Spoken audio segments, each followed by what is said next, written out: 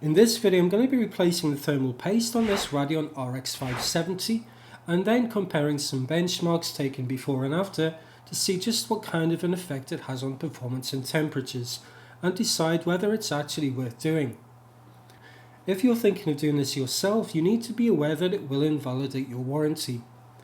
This doesn't matter to me as it's a used card, but if you've recently bought your card and you want to keep the warranty intact, it's something to bear in mind. I'm going to be using Arctic Clean Thermal Material Remover to remove the stock thermal paste. Isopropyl alcohol would work fine too. I also have some Arctic Clean Thermal Surface Purifier, some Q-tips, some MX2 thermal paste, which is what I'm going to be using to replace the stock thermal paste, and a Phillips head screwdriver. This particular card is a Gigabyte Aorus RX 570, but the process is going to be pretty similar regardless of the brand, with just a few changes like the position of the screws. First I'm going to remove the shroud. This isn't actually necessary in order to access the GPU, but I want to do some cleaning inside the card at the same time as replacing the thermal paste. It's attached by 4 Phillips head screws, one at each corner of the card. A screwdriver with a magnetic tip is preferable for this part, as the screws are accessed through holes in the shroud and need to be lifted out, which is a lot easier with a magnetized screwdriver. On this particular card there are a couple more screws holding the illuminated side panel that have to be removed as well. With the screws removed, the shroud can be lifted off and the fan connector can be disconnected from the PCB. Next we have to remove the heatsink. On the back of the card there are 4 screws surrounding the GPU. These screws have captive springs which exert steady pressure to hold the heatsink tightly against the GPU die. There are 2 final screws towards the rear of the card near the ports.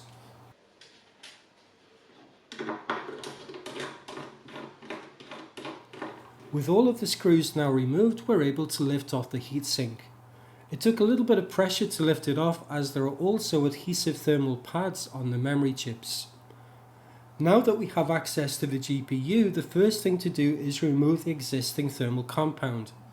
To do this, I'm using Arctic Clean Thermal Material Remover applied to the end of the Q-tip.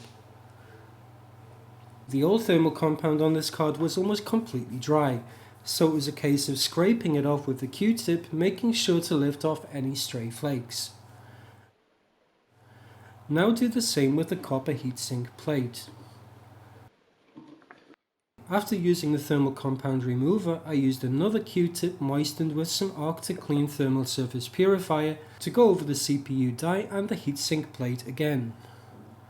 Finally, I gave them both a wipe with a soft microfiber cloth and then a quick blow with a rocket blower to make sure that they were as clean as possible.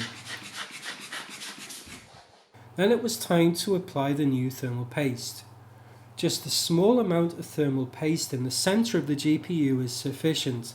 There's no need to spread it out, as the pressure exerted from the heatsink will do that for you once you tighten the mounting screws. When replacing the screws around the heatsink, put them in lightly at first, then tighten opposite corners. This helps to maintain an even pressure.